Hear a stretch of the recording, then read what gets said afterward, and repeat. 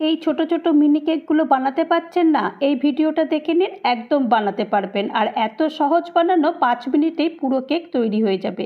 একটা বোল নিয়ে নিয়েছি। বোল নেওয়ার পরে এখানে 1 কাপ ময়দা, 1/2 cup custard powder, 1 cup powder sugar, 1 চামচ বেকিং পাউডার আর 1/2 চামচ বেকিং সোডা দিয়ে দেওয়ার পরে ভালো করে এটাকে চেলে নিতে হয়েছে। চেলে নেওয়ার পরে তারপরে 1-এর 3 কাপ এখানে সাদা তেল দিয়েছি। সাদা তেল দেওয়ার পরে 1 কাপ দুধ দিয়েছি। দুধ দেওয়ার পরে এটাকে ভালো করে একটা সুন্দর একটা ব্যাটার তৈরি করে নিয়েছি। ব্যাটার তৈরি করে নেওয়ার পরে তারপরে একটু টেস্টের জন্য এখানে টুটি ফুটি দেওয়া হয়েছে। টুটি ফুটিগুলো ভালো করে এটা মিশিয়ে দিয়েছি। মিশিয়ে দেওয়ার পরে তারপরে এরকম একটা আপ্পাম কড়াই নিয়েছি। কড়াই নেওয়ার পরে এখানে একটু তেল লাগিয়ে তারপরে 1 চামচ করে পুরো ব্যাটার এই ক্যাভিটির মধ্যে দিয়ে দিয়েছি। দিয়ে দেওয়ার পরে তারপরে এটাকে ঢাকনা বন্ধ করে দিয়েছি। আর ঢাকনা বন্ধ করে দেওয়ার আগে কিছু টুটি ফুটিও দিয়ে দিয়েছি। দিয়ে ঢাকনা বন্ধ করে মাত্র 5 মিনিটের জন্য।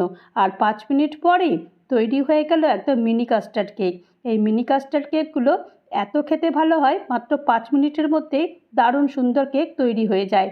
আর এই কেকগুলো যদি ভালো লাগে তাহলে অবশ্যই একটা লাইক করবেন, পারলে শেয়ার করবেন। আর ওই তো বানানো শিখে গেলেন তো, মাত্র 5 মিনিটের মধ্যে মিনি কাস্টার্ড কেক। ভালো লাগলে অবশ্যই, আরেকবার বললাম, শেয়ার করবেন।